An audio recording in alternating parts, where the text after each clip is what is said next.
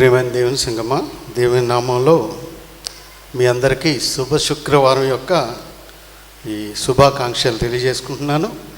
దేవాది దేవునికి ఎంతో వందనాలు తెలియజేస్తున్నాను. ఎందుకంటే చాలామందికి లేనటువంటి గొప్ప ఆధిక్యతని ఈ యేసు ప్రేమాలయ సంఘంలో దేవుడు నాకు ఇచ్చాడు. కారణం ఏంటంటే 1993 సంవత్సరంలో నేను సిలువ ధ్యానాలు మాట్లాడినప్పుడు మా అమ్మ కుట్టించిన షర్టు ఇది మళ్ళీ ఈరోజు వేసుకుని వస్తున్నప్పుడు కళ్ళలో నీళ్ళు కూడా వచ్చినాయి. కారణం ఏంటంటే చాలా తక్కువ మందికి దేవుడు ఇచ్చేటువంటి ఆధిక్యత నాకు ఇచ్చాడు. రెండోది, కరోనాకు ముందు అంటే 1919లో అంటే నేను ఇదే మాటని పెద్దల అనుమతితో ఇక్కడ పంచుకోవడం జరిగింది, 7వ మాటని. కాబట్టి దేవునికి వందనాలు తెలియజేసుకుంటున్నాను. అలాగే నాకు ఈ 7వ మాట మళ్ళీ ఇచ్చినటువంటి దైవ సేవకులు రాజ్ కుమార్ గారికి ప్రత్యేక వందనాలు. అలాగే సంఘ అధ్యక్షులు మోజెస్ ఫిక్సన్ గారికి, వారి బృందానికి కూడా ప్రత్యేక వందనాలు. మా బీవైజెస్ కోఆర్డినేట్ ప్రెసిడెంట్ రాజా రమేష్ కుమార్ గారికి కూడా ప్రత్యేక వందనాలు. ప్రియమైన దేవుని సంగమా, ఈ శుభ శుక్రవారంలో 2 కాంట్రాడిక్టరీ సిచ్యువేషన్స్ మనం అక్కడ చూస్తూ ఉంటాం. ఎందుకంటే ఇక్కడ యెరూషలేము దేవాలయంలో ఒక విధమైనటువంటి పరిస్థితిని చూస్తున్నాం. దానికి కొద్ది దూరంలో ఉండేటువంటి గొల్గొతా కొండ మీద ఒక విధమైనటువంటి పరిస్థితిని చూస్తున్నాం. 2 పరిస్థితులకు మధ్య ఒక సారూప్యం ఉంది.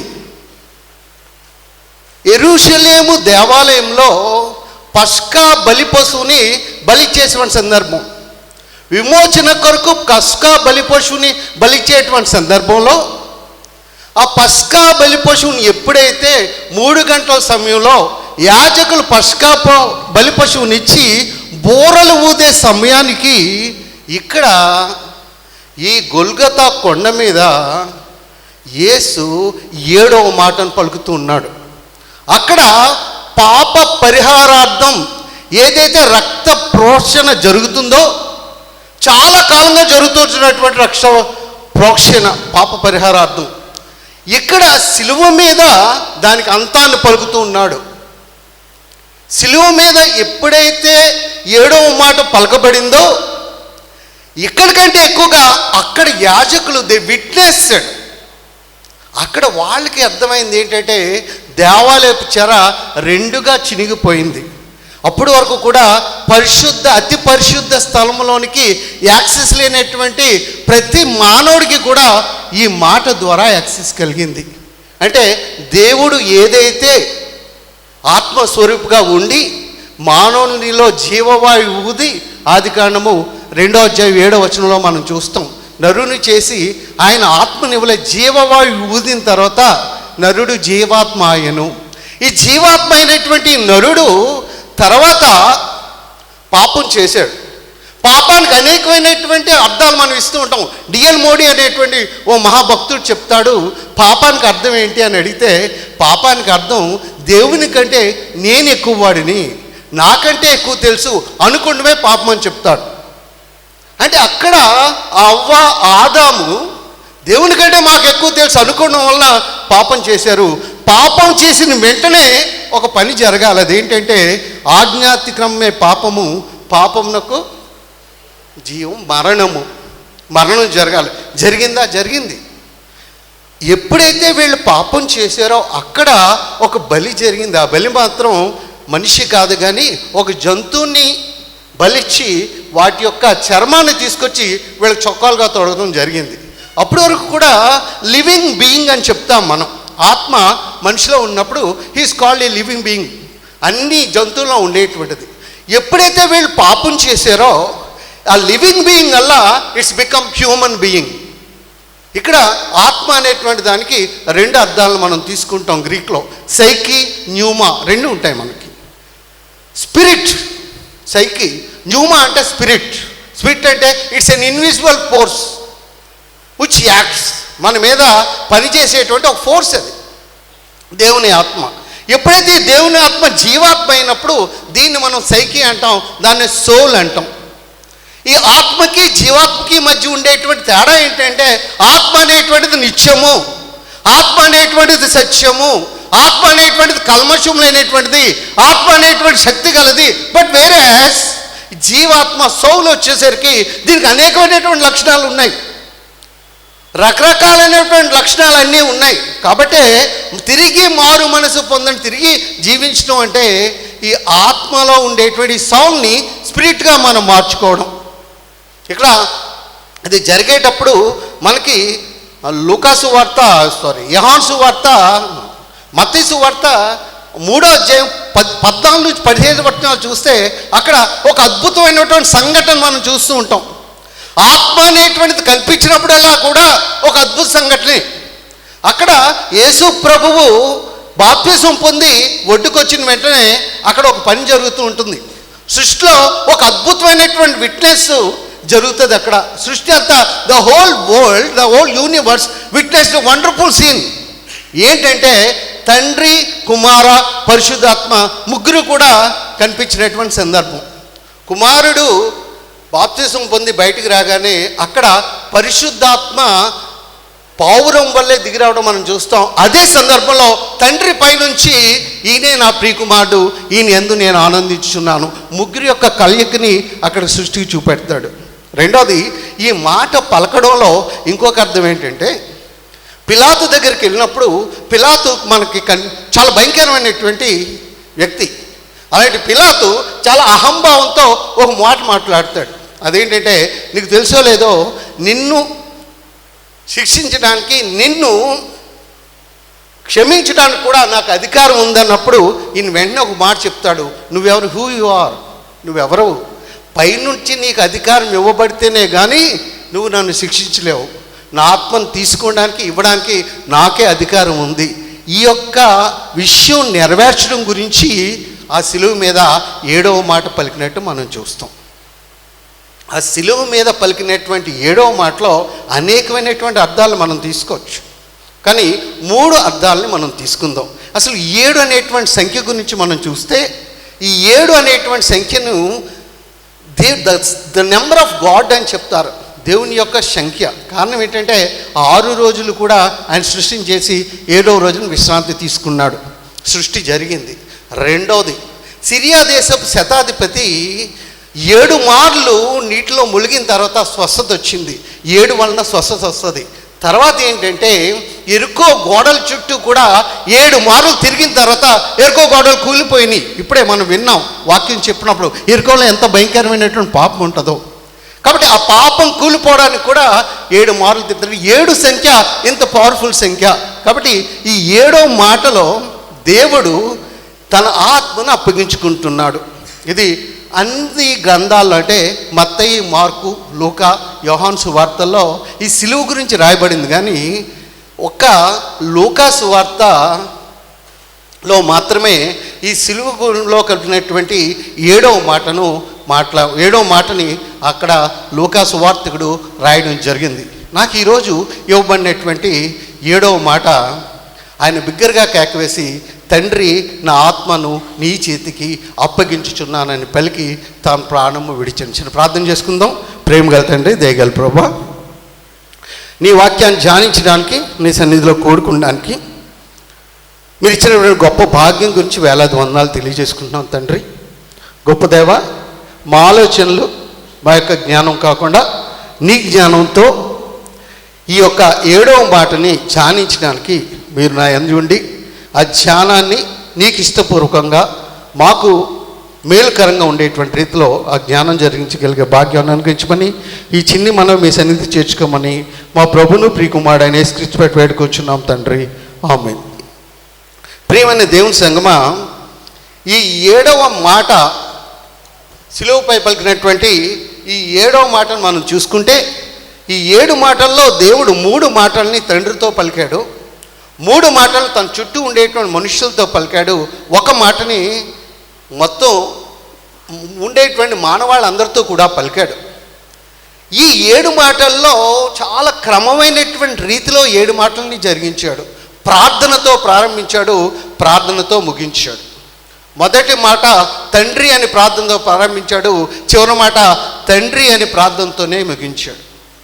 ఈ సిలువ మీద ఆయన ఆత్మను అప్పగించుకోవడంలో అనేకమైనటువంటి విషయాలు మనం చెప్పుకోవచ్చు. కానీ మొదటగా వాక్య అనుసారము లేఖనాలు నెరవేర్చినట్లు ఈయన మనం మాట్లాడినట్టు కీర్తనలో 31వ అధ్యాయం 5వ వచనంలో మనం చూస్తాం. దావీదు చేస్తాడు ఒక ప్రార్థన, దేవా నా ఆత్మను నీకు అప్పగించుకుంటున్నాను సత్యజీవా అనేటువంటి పదాన్ని మనం అక్కడ చూస్తాం.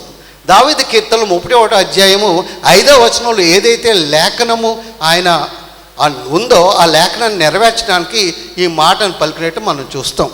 ఇక రెండో చూస్తే ఈ మాటను పలకడంలో ముఖ్య అర్థం ఏంటంటే, ఒకటి ఈ ప్రార్థనలో ద ప్రేయర్ ఆఫ్ కమ్యూనియన్, దేవునిలో తిరిగి సహవాసము పొందుతున్నాను అనే విషయానికి, ఎప్పుడైతే ఆదాము పాపం చేసి దేవుని యొక్క సహవాసం నుండి వైదొలిగాడో అదే సహవాసాన్ని మళ్ళీ అందించగలిగాడు. ఎందుకంటే ఇక్కడ సత్యమైనటువంటి దేవుడు, కృప అయినటువంటి దేవుడు, ఈ సత్యము కృప రెండూ కలిసేటువంటి అవకాశాలు లేవు. సత్యం ఎప్పుడు కూడా పాపానికి శిక్ష ఉండాలని చెప్తుంది, కృప ఎప్పుడు కూడా పాపానికి శిక్ష కాదు, పాపుల్ని క్షమించాలని చెప్తుంది. ఈ రెండూ కలిసేటువంటి పరిస్థితి లేదు. కానీ ఆ రెండూ ఈ సిలువలో కలపబడ్డాయి. అందుకే ఆయన సిలువ మీద ఉన్నాడు. ఈ సిలువ అనేటువంటిది యేసు ప్రభు మరణించే వరకు కూడా it's a symbol of punishment. ఇది శిక్షకు ఒక గుర్తు, అతి భయంకరమైనటువంటి శిక్ష. భూమి మీద ఉండేటువంటి శిక్షలన్నింటిలో సిలువ మీద ఉండేటువంటి శిక్షే అతి భయంకరం. కారణం ఏంటంటే ప్రతి నిమిషం కూడా తన చావును తను తెలుసుకుంటూ మనిషి మరణిస్తాడు సిలువ మీద. చాలా భయంకరమైనటువంటి శిక్ష. ఇలాంటి శిక్షకి గుర్తుగా ఉండేటువంటి సిలువని ఆయన మోక్షానికి గుర్తుగా మార్చాడు. నా వైపు చూడొద్దు, సిలువ వైపు చూడమని చెప్తున్నాడు. చార్లెస్ స్పర్జన్ అనేటువంటి ఒక గొప్ప దైవ సేవకుడు, చాలా గొప్ప ప్రసంగికుడు. ఆయన ప్రిన్స్ ఆఫ్ స్పీకర్స్ లేకపోతే ప్రిన్స్ ఆఫ్ ప్రీచర్స్ అని చెప్తాం. ఆ చార్లెస్ స్పర్జన్ ఏం చెప్తాడంటే, నేను చదివినటువంటి థియాలజీ అంతా కూడా అంటే theology what I have learned, what I have preached, 4 పదాల్లో చెప్తాను. అదేంటంటే Jesus died on the cross for me, నా కోసము ఈ దేవుడు సిలువపై మరణించాడు. 4 విషయాల్లో చెప్తాడు. ఈ సిలువ అనేటువంటి దానికి అంత ప్రాముఖ్యత ఇవ్వబడింది. ప్రియమైన దేవుని సంగమా, ఈ సిలువ యొక్క ప్రాముఖ్యతని మనమే కాదు ప్రకృతి కూడా, ఆ రోజే కాదు ఈ రోజు కూడా ప్రకృతి కూడా ఈ సిలువ యొక్క ఔనిత్యాన్ని, సిలువ యొక్క విశిష్టతని తెలియజేస్తుంది.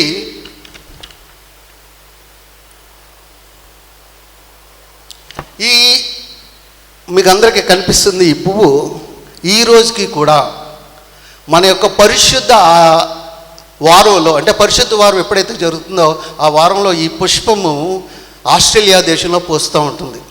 ఈ పుష్పానికి మధ్యలో మీరు చూసుంటారు సిలువ కనిపిస్తూ ఉంది మనకి. ఇది ఒక గుర్తు. ఆస్ట్రేలియా దేశంలో ఇది పూస్తూ ఉంటుంది. దీన్ని బ్లడ్ ఆఫ్ క్రైస్ట్ అని చెప్తూ ఉంటారు.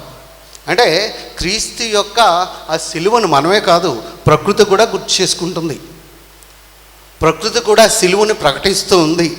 ఈ సిలువ ద్వారా నువ్వు నా దగ్గరికి రావచ్చు అంటే కృపా సత్యాన్ని కలిపిన తర్వాత పాపికి రక్షణ వచ్చింది.